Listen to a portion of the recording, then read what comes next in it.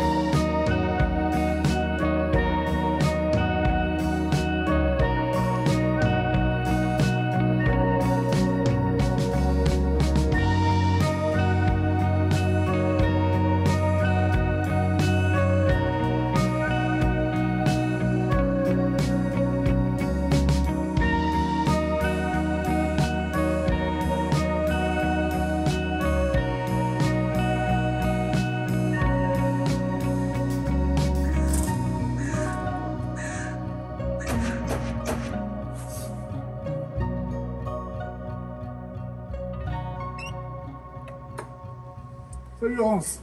Bonjour Fluc, bienvenue. Merci. Entre.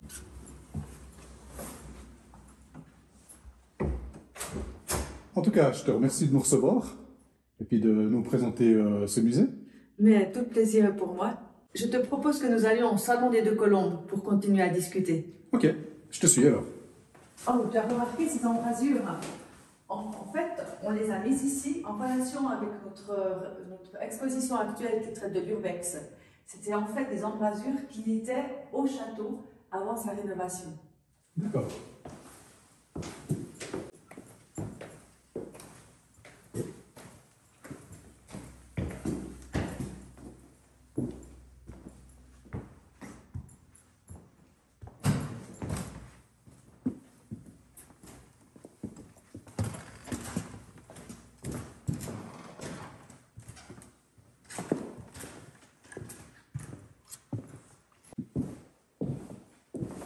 Nous voici dans le salon des Deux Colombes. En fait, ce salon s'appelle le Salon des Deux Colombes parce qu'ils ont découvert derrière un miroir ce papier peint où il y a deux colombes.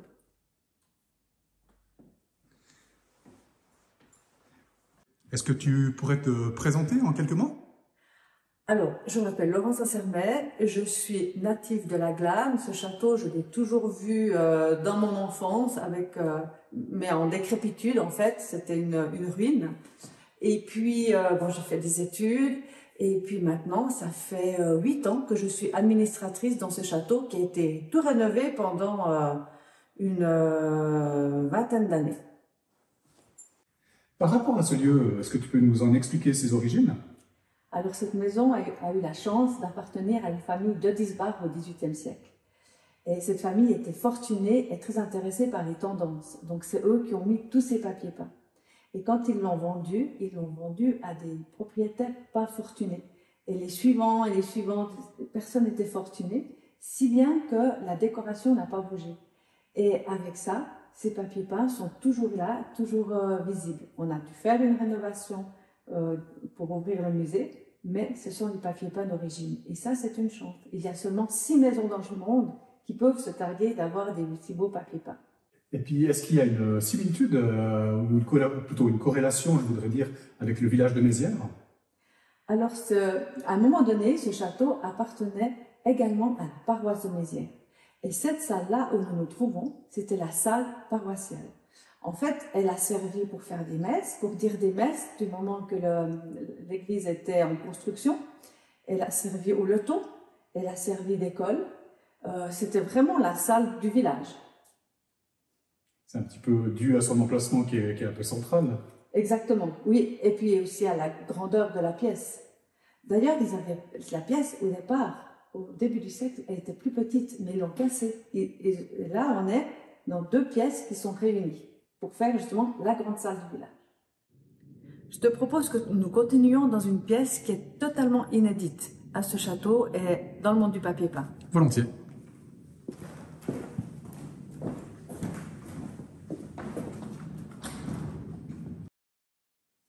Alors j'avais envie de te présenter cette pièce parce qu'elle est totalement inédite.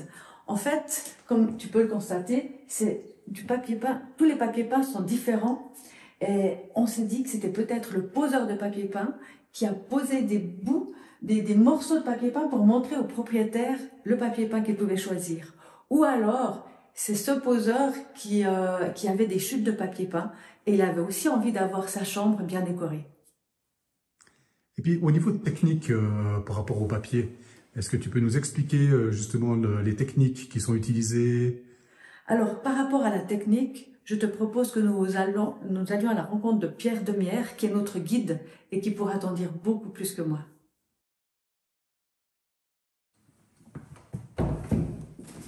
Alors, je te laisse entre les mains de Pierre. D'accord, merci. Salut Pierre. Salut Fluc. Alors, dis-moi, pour tout ce qui est technique... Oui, donc ici au château de Mézières, on sait qu'il y avait déjà les fondations d'un bâtiment au XIIIe siècle. Donc en 1291, au moment de la création de la Confédération, il y avait déjà les prémices d'un château ici. Mais ensuite, il faut remonter au XVIe siècle pour avoir la première mention dans un document officiel de ce qu'on appelle une domus fortis, c'est-à-dire d'une maison fortifiée.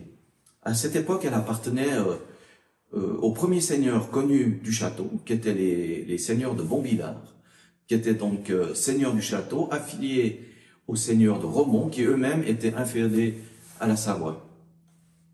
Après, durant les siècles qui vont suivre, un nombre très important de seigneurs vont se succéder dans la possession du château, et on va sauter au XVIe siècle, où là, une famille illustre de Fribourg, les de Diesbach, vont jeter leur dévolu sur le château, par l'entremise de Jean-Joseph de Diesbach, qui était un haut, disons, gradé au service de l'Autriche, de l'empereur d'Autriche, qui était chambellan de l'empereur Charles VI, qui lui donc rachète le château et toutes ses dépendances, qui sont constituées du château, des terres, des forêts, et même d'une magnifique ferme qui se trouvait juste ici, à l'est du château, mais qui malheureusement a brûlé dans les années 2000. Donc c'est de cette époque, donc de Jean-Joseph de Diesbach, que date la première restauration, vers 1770. Et à ce moment-là, le château n'avait pas du tout l'aspect qu'il a aujourd'hui. Hein. C'était une simple maison bourgeoisiale qui allait de la droite de la porte d'entrée jusqu'au mur côté église, et c'est tout. Donc c'était une simple maison bourgeoisiale en fait. Et c'est de cette époque que datent les premiers papiers peints les plus vieux, vers 1770, donc qu'on a découvert dans ce château. Va lui succéder en 1772, donc à la mort de Jean-Joseph de Diesbach, son fils, Jean-Georges de Diesbach, qui lui aussi est un haut militaire au service, mais lui du roi de France, donc qui reprend le château et qui va décider de faire la deuxième restauration et même un agrandissement du château. Il va lui donner cet aspect qu'il a aujourd'hui, donc cet aspect de château, en lui rajoutant toute cette aise où on est maintenant, donc à partir d'ici, et toutes les dépendances derrière. Il va rajouter une porte d'entrée de ce côté, parce que jusqu'à maintenant, la porte d'entrée se trouvait côté église. Il va lui rajouter ce bel escalier qu'on a ici. Et aussi, il va lui donner cet aspect de château en rendant la façade symétrique. Ça veut dire qu'il va lui rajouter une fausse fenêtre, des fausses fenêtres et une fausse porte. Donc voilà, ça c'est la deuxième restauration. Il y en aura une troisième vers 1830, comme ça. Et le château va appartenir aux Diesbach jusqu'en 1871. Après quoi, ce sont des familles françaises qui vont l'oiseau et l'alouette, qui vont le racheter, mais surtout pour louer le domaine qui va avec. Jusqu'à la fin de la Première Guerre mondiale, où là, alors, le château va être vendu, et c'est la paroisse de Mézières qui va le racheter, pour une moitié, et pour l'autre moitié, par l'exploitant du domaine agricole, donc la famille Dumas, qui va racheter l'autre partie, et qui va habiter le château, donc toute cette partie-là. Le château, ensuite, donc, va être utilisé par la paroisse jusqu'en 1969, je crois, sauf erreur. Il va servir de salle de réunion, de salle d'assemblée, même des lotos vont être organisés ici dans le château. Mais durant cette période, il va être très peu entretenu et c'est dans un état assez délabré qu'il va rester lorsqu'il ne sera plus utilisé durant la fin des années 1960. Et vers 1971, c'est une dame originaire de Mézières, Madame Edith Moret, qui est exploitante d'un restaurant sur la côte, qui va le racheter dans le but d'en faire un hôtel 4 étoiles et d'un restaurant. Alors bien sûr, à Mézières, on était super contents enfin, on se disait, on aura un café au centre du village. Mais malheureusement, cette belle idée va rester à l'état de projet pendant des années, pour des questions financières, pour des questions de santé aussi de Madame Moret, qui va décéder en 1992, sauf erreur. Et aussi, surtout, parce qu'à un moment donné, le service des biens culturels va mandater des experts pour faire l'inventaire de ce qui se trouve dans ce château. Et c'est à ce moment-là qu'on va découvrir la richesse des papiers peints toujours en place ici à Mézières. Pour te donner une idée, il n'y a que 5 maisons au monde où il y a autant de papiers peints de la fin du XVIIIe toujours en place. Il y a une maison aux États-Unis, à Washington, une à Moscou, une à Berlin, une à Besançon, je crois, et une dans le canton de Neuchâtel, une maison de maître dans le canton de Neuchâtel. Sinon, c'est l'endroit où il y a le plus de papier peint de cette époque toujours en place. Donc à partir de ce moment, bien sûr, il n'a plus été question d'en faire un restaurant, et à la mort de Madame Moret, ses enfants vont créer une fondation dans le but d'abord de mettre hors eau le château, donc de trouver des fonds pour refaire la toiture d'abord, et puis petit à petit avec des sponsors, la loterie romande, etc. On va trouver les fonds pour, en 10 ans, restaurer le château et créer ce musée du papier peint, qui s'appelle aujourd'hui Musée du papier peint de Mézières, Fondation Edith Moret. Voilà un peu l'histoire du château depuis le XIIIe siècle jusqu'à aujourd'hui. Ben, il a vécu une sacrée aventure alors. Ah oui, c'est sûr. Une longue aventure avec beaucoup de gens l'ont habité aussi. Hein. C'est intéressant de voir les familles qui l'ont habité après au XXe siècle.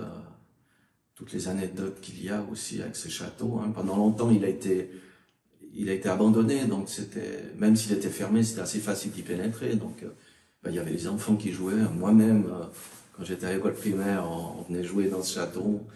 Il y a eu aussi des vols, hein, des antiquaires qui ont dû passer pour prendre le mobilier qui était prenable. Mais au moins, il a vécu. Si les murs pouvaient parler, je pense qu'ils auraient des belles choses à raconter. Est-ce que tu sais d'où provient l'origine, en fin de compte, du papier? C'est à quel pays, éventuellement sa date?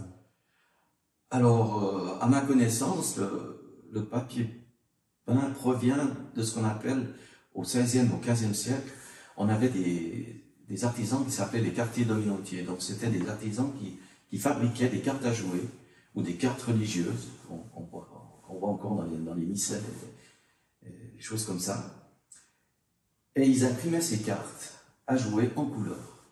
Et petit à petit, ils ont eu l'idée de les faire plus grands, donc format plus ou moins A4, pour décorer les coffres à jouer et aussi les coffres de voyage. Et petit à petit, ils se sont dit, mais si on peut décorer les coffres, on peut aussi décorer les plafonds, par exemple. Et ils ont commencé à décorer les plafonds. On aura un bel exemple ici, donc, dans le couloir du deuxième étage, d'un plafond qui provient de la vieille ville de Zurich, d'une ancienne maison où il y a un papier peint très très ancien du XVIe siècle. Et petit à petit, eh bien, les Anglais, ils ont dit, mais si on peut décorer les plafonds, on peut aussi décorer les murs. Et ils ont commencé à décorer les murs. Les Français se sont mis aussi à faire du papier peint. Et les Allemands aussi. Et la concurrence a joué pendant plusieurs siècles, les Anglais et les Français, rivalisant d'idées pour créer des nouveaux types de papier peint. Mais je te propose de visiter peut-être certaines salles du château dans lesquelles on va trouver ces papiers peints. Écoute, très volontiers, je te suis. Donc ici, on a un type de papier peint. Nous sommes donc dans le salon dit aux Arabesques. C'est un papier peint de la manufacture Réveillon de Paris de 1789. Donc c'était une des plus importantes manufactures de Paris, celle qui servait le roi de France. C'était la manufacture royale. Et ce papier peint-là, comme la plupart des papiers peints du château, est fait avec du papier chiffon. Qu'est-ce que ça signifie? Eh bien, au lieu d'utiliser du papier cellulose, qu'en Europe on n'avait pas vraiment ou qui était très cher, on a utilisé du chiffon, c'est-à-dire du linge personnel usagé qui était macéré, trituré, baigné dans l'eau pendant très longtemps et trituré avec une machine qui s'appelle une pile hollandaise pour former en fait, au bout d'un certain temps, une sorte de pâte qui donnait du papier très épais et très solide, donc idéal pour faire du papier peint. Et l'anecdote, on disait que plus le linge avait reçu de sueur, en fait, meilleur serait le papier. Et puis les impressions en elles-mêmes? Alors, pour ce papier peint-là, c'est une des salles les plus prestigieuses du château parce qu'on a la chance d'avoir ce papier peint dit aux Arabesques, le plus grand nombre de mètres carrés encore en place au monde. On peut aller n'importe où au monde, on ne trouvera pas une telle surface de ce papier peint. Et qui est en excellent état, hein, il date de 1789, donc vous vous rendez compte, même durant la Restauration, il a nécessité très peu juste un petit peu de papier chiffon dans les coins, de papier japon dans les coins pour le restaurer. Donc ici, c'est une des salles les plus prestigieuses du château. Donc ici, on va pénétrer dans le boudoir rococo, dans lequel je vais te présenter un nouveau type de papier peint.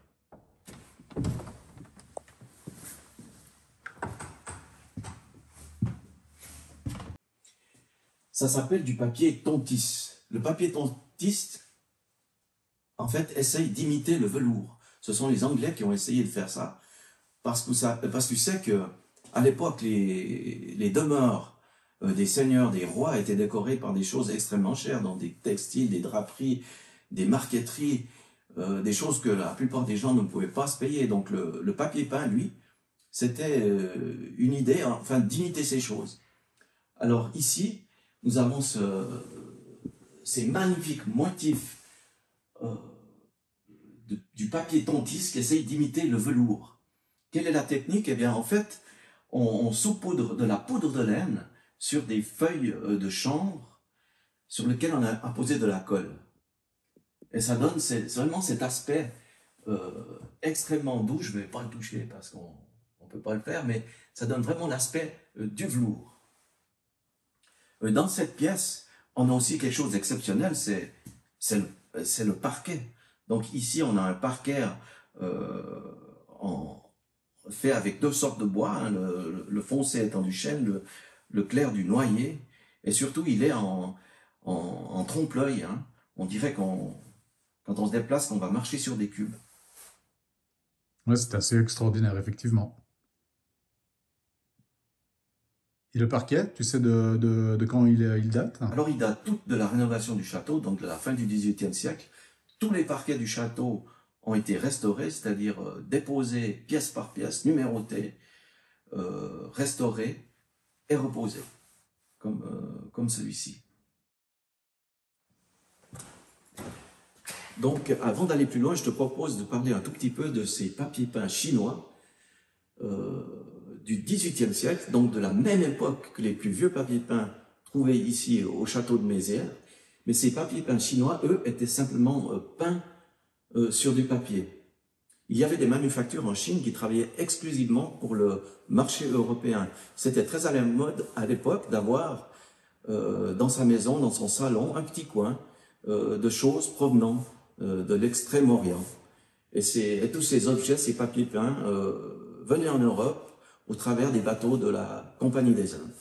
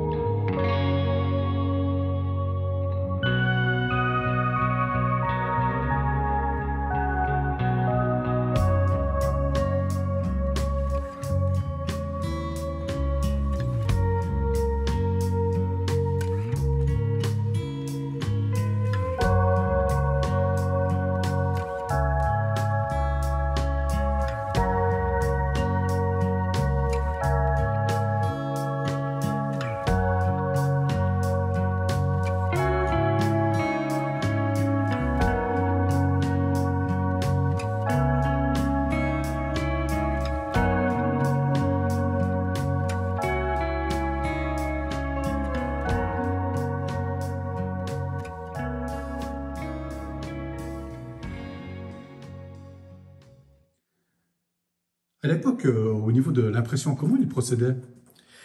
Alors ici, dans ce couloir, on a un très bon exemple d'impression d'une frise en 6 étapes. D'abord, on a une planche de bois gravé. Hein. Donc c'est d'abord un travail très fin d'un artisan qui va dessiner le motif qu'on retrouvera sur le papier peint. Puis on impose une couleur sur la planche de bois gravé. Et ensuite, donc en 6 étapes, on va apposer le papier peint sur la planche à graver.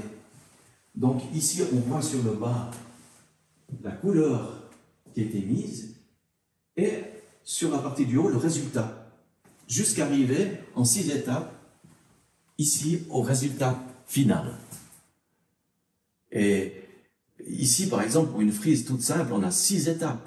Mais avec certains papiers peints, comme par exemple le papier du Brésil, on a eu jusqu'à 1654 impressions pour arriver à imprimer toutes les couleurs que l'on trouve sur le papier peint. Donc ça peut être un travail vraiment titanesque pour certains papiers peints. Je te propose de te le montrer. ce n'est pas celui-ci, c'est un magnifique de papier peint, c'est du papier panoramique qui était très à la mode au début du 19e siècle. Donc ici dans cette pièce, nous avons un papier peint dit du Brésil.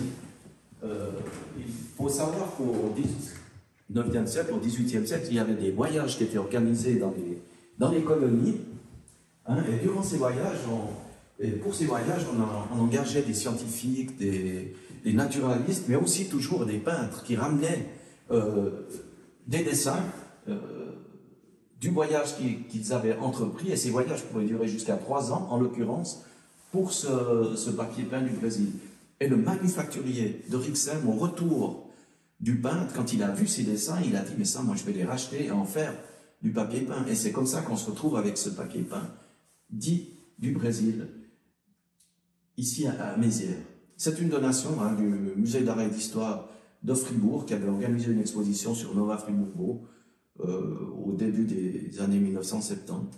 Alors, ce qu'il faut savoir, c'est que ce papier peint a été imprimé vers 1970, mais avec les planches de bois gravé d'origine de 1830. Et il a fallu 1654 impressions pour restituer toutes les couleurs que l'on voit sur ce papier peint. Ce qui n'est pas étonnant quand on voit les dégradés de verre, par exemple, ce qui est assez extraordinaire. Et c'est une véritable leçon d'histoire. C'est pour ça que j'aime beaucoup ce papier peint, parce qu'on pourrait faire une leçon d'histoire. Si un prof pourrait venir avec sa classe et donner une leçon sur le colonialisme, on voit tout. Hein. On voit l'arrivée des bateaux, les indigènes, l'arrière-pays, la faune, la flore, la révolte des indigènes, on voit les belles maisons des maîtres, et on voit les bateaux qui repartent avec les choses empruntées au Brésil.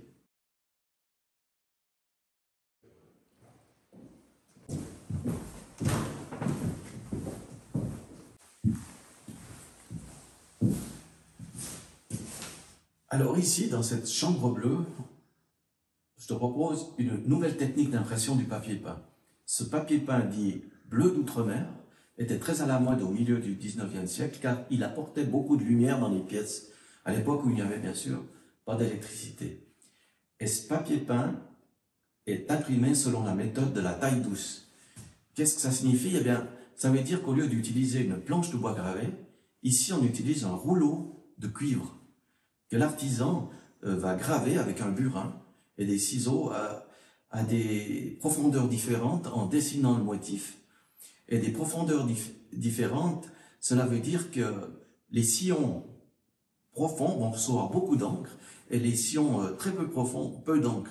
Et c'est ce qui va donner cet aspect de force différente de la couleur à l'impression. Par exemple, le bleu très foncé ici, on voit que c'est des sillons qui ont reçu beaucoup d'encre, et les motifs beaucoup plus pâles, ben c'est des sillons qui ont reçu beaucoup moins d'encre. Mais le motif est extrêmement précis.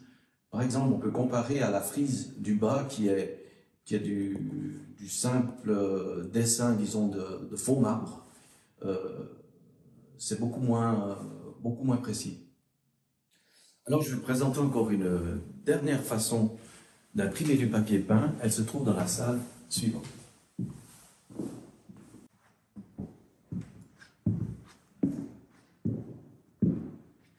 Donc ici, nous nous trouvons dans le salon aux Irisées. Dès le milieu du XVIIIe siècle, les manufacturiers ont essayé d'imiter la soie, qui était une étoffe très très prisée et aussi décorative dans les châteaux. Mais ils sont confrontés à un problème important, c'est qu'il est très difficile de reproduire la caractéristique de la soie, qui est la vibration de la lumière à la surface du textile. Et il a fallu attendre le 1817 pour qu'un manufacturier, Sperling, trouve la solution. En fait, la solution pour lui, c'était de mélanger une ou deux couleurs, ou plus, des couleurs douces comme ça, pastel, en les faisant fondre ensemble, et en faisant une première impression, avec ces couleurs fondues, pour donner cet aspect un petit peu flou. Puis dans une deuxième impression, on rajoutait simplement ces petits motifs fleuraux qu'on voit ici. Et cette méthode a été encore améliorée plus tard, notamment par le manufacturier Zuber de Rixheim, qui lui était vraiment un spécialiste de cette impression. Mais ici, on a un bel exemple d'impression d'un papier peint, donc avec cette méthode. Oui, je présume qu'au fil des années, le papier peint a dû perdre au travers des siècles un petit peu de son intensité avec le soleil. Alors, c'est vrai que le papier peint souffre beaucoup du temps, de l'histoire et du soleil. Et il perd petit à petit ses couleurs. Mais je te propose d'aller voir le salon aux Indiennes, où ici, c'est une pièce très exposée, où on voit des belles différences et comment a vieilli le papier peint.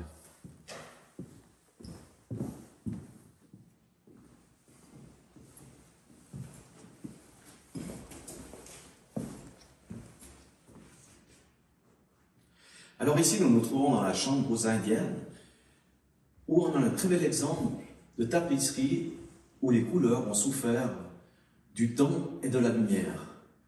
Comme on peut le voir, les couleurs d'origine végétale, c'est-à-dire le rouge, le rose, le jaune, ont beaucoup souffert de la lumière et ont perdu de leur ardeur durant les 200 ans de vie de ce papier peint.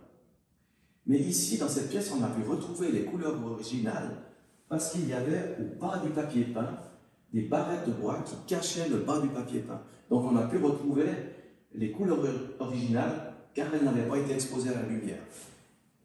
Et on a pu, pour cette partie de la pièce, donc l'alcôve, réimprimer le papier peint en sérigraphie avec les couleurs originales.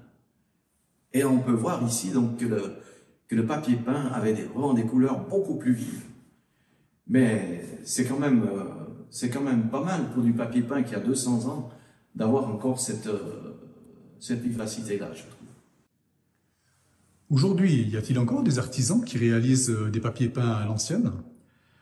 Oui, il y en a quelques-uns, notamment à Paris, dont on a un exemple ici dans le salon des Amours. Mais il y a aussi la manufacture Zuber à Rixheim qui peut encore réimprimer des papiers de peint tels le Brésil. Mais évidemment, c'est des impressions qui coûtent extrêmement cher. T'imagines le travail qu'il faut quand il faut 1554 impressions, donc c'est un travail de longue haleine, mais qui coûte extrêmement cher. Mais il en existe encore quelques-uns. Sinon, tout se fait par ordinateur, par sérigraphie. Une dernière chose, il est vrai que ce musée fait partie des 50 plus beaux musées de Suisse au niveau historique? Oui, il a été mentionné comme tel il y a quelques années dans un livre, je crois qu'il répertorie les plus bons musées de Suisse et il en fait partie. Et si tu devais résumer en l'espace d'une phrase pour donner aux gens de venir ici, qu'est-ce que tu pourrais dire sur ce château? Alors pour moi qui ai vécu dans ce village et tout près de ce château, pour moi c'est un petit trésor du passé, comment dire, une petite merveille de papier peint toujours en place, qui est unique, pas seulement en Suisse ni en Europe, mais au monde. Je pense que c'est de ce point de vue-là qu'il vaut vraiment la peine de venir visiter. En tout cas, un tout grand merci d'avoir mis ton temps à disposition pour nous expliquer tout ça. Mais merci à toi. À tout bientôt. Merci. J'ai également pu lire comme quoi vous organisiez différentes expositions pour mettre en avant des artistes. Qu'est-ce que tu peux nous en dire? Alors, le château a la chance d'avoir sa collection sur les papiers, enfin sur les murs en fait, vu que la collection ce sont les papiers peints. Donc on a de magnifiques salons vides. Donc c'est un magnifique espace pour les artistes pour faire des expositions. Et nous faisons 2 expositions par année, 2 expositions temporaires par année. Ce sont toujours des expositions en rapport avec le papier peint ou le château. Et nous trouvons beaucoup de thèmes différents. D'ailleurs, il y avait l'exposition d'avant, c'était sur la musique électronique. Donc la musique électronique, le papier peint, mais il y a un super rapport. C'est la répétition des motifs. Voilà, donc ça nous a fait une exposition où on touchait un autre public. C'est l'exposition actuelle traite de l'urbex. Donc c'est la visite de lieux abandonnés partout en Europe et ce sont vraiment des lieux abandonnés avec tout leur mobilier. Et ça aussi, c'est un très beau rapport avec notre château, vu qu'il était aussi abandonné. Et dans beaucoup de ces images, on voit du papier peint. L'exposition suivante sera sur l'estampe contemporaine. Donc de nouveau, l'estampe, la façon de faire l'estampe et la façon de faire du papier peint est très similaire. Donc de nouveau, on a trouvé un lien et il y a beaucoup de liens sur beaucoup de thèmes différents avec le papier peint. Et celle-ci, elle aura lieu? Celle de l'estampe, elle aura lieu, elle commencera le 1er février et ce sera jusqu'au 8 juin 2025. J'ai vu sur votre site internet que vous proposiez différentes activités. Qu'est-ce que tu peux nous en dire? Alors avec chaque exposition, nous proposons des animations environ une fois par mois, que ce soit des visites guidées, des ateliers, des concerts. Chaque mois, il y a quelque chose qui se passe au musée en relation avec l'exposition. Nous faisons aussi, nous avons accueilli une fois aussi l'orchestre de chambre de Fribourg qui a fait un hors-d'œuvre. Nous avons surtout les visites guidées. Les visites guidées pour découvrir le papier peint, c'est vraiment formidable. Parce que le papier peint en soi, c'est intéressant, mais il y a beaucoup de petites histoires derrière qu'on ne peut pas découvrir simplement en lisant les panneaux. Et ça, je propose vraiment à chacun de faire des visites guidées. Ce que je te propose aussi de faire, c'est une soirée très sympathique entre amis en pensant au musée du papier peint.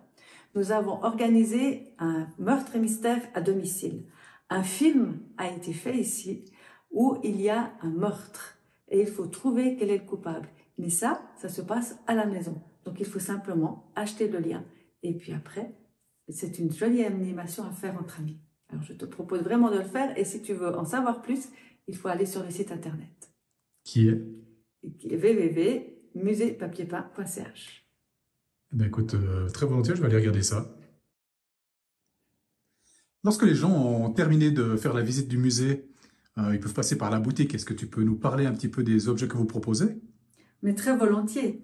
À la fin de la visite, vous pouvez penser à faire des cadeaux ou à vous faire plaisir aussi avec des objets très particuliers, souvent faits par des artistes.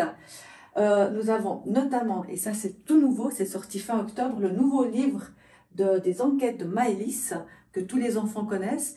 Et en fait, là, c'est un livre où Deviens ton héros.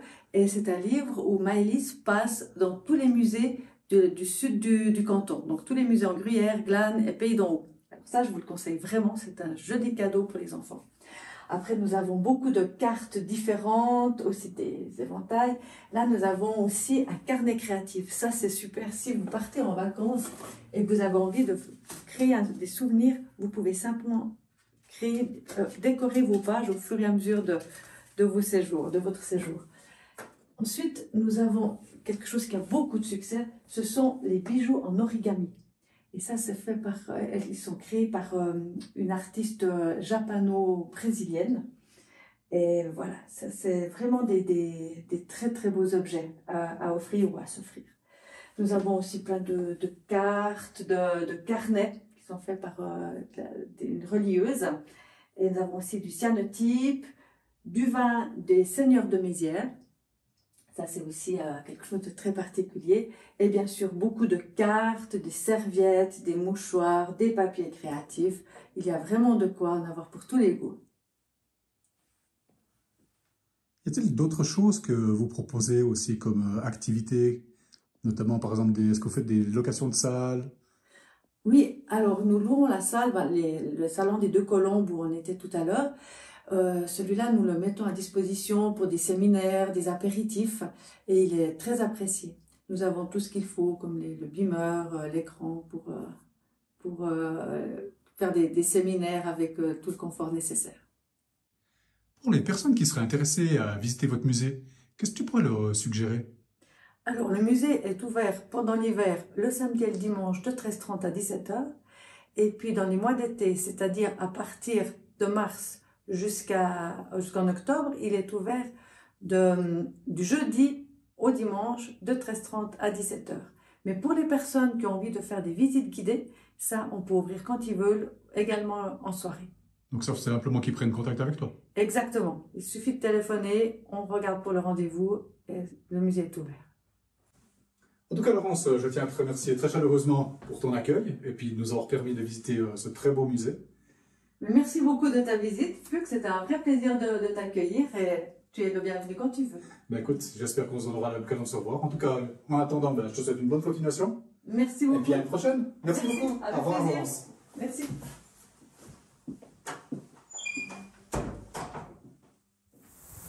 Voilà, nous arrivons à la fin de ce reportage. Je tiens à remercier très chaleureusement Laurence Ansermette ainsi que Pierre Demière pour leur chaleureux accueil et pour nous avoir permis d'en apprendre plus sur le papier peint au travers de leur bel univers. J'espère que tu auras apprécié cette vidéo. Si c'est le cas, ben, n'oublie pas de la liker, de la partager au plus grand nombre, de t'abonner, de nous laisser des commentaires. Tout ceci contribue à renforcer la visibilité de la chaîne et on en a besoin. Par ailleurs, je te rappelle que tu peux te rendre sur notre site internet www.regionetterroir.com. Tu y trouveras d'autres informations complémentaires concernant les vidéos que l'on réalise. Je t'invite également à me faire part de tes suggestions ou de me soumettre un artisan que tu connais et qui vaudrait la peine d'être mis en avant par le biais d'un reportage vidéo. Pour cela, tu peux tout simplement m'écrire à info@regionetterroir.com. En attendant la prochaine aventure, qu'est-ce qu'on leur dit? On vous dit ciao, ouf, et à tout bientôt. Prends soin de toi.